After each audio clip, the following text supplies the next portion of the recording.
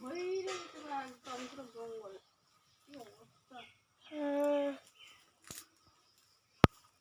এই দেখো দিয়ে আসলাম, দেখো আজকে সীতা করলা গাছে ধরেছে, দেখো তো কি সুন্দর কথা। সামনে সামনে এই দেখো তিতা করলা কি সুন্দর ধরেছে, দেখেছো?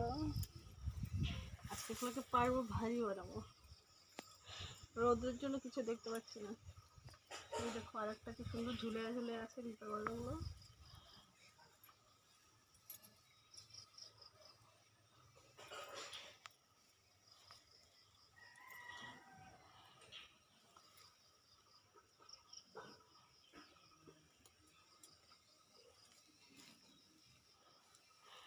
আর নাই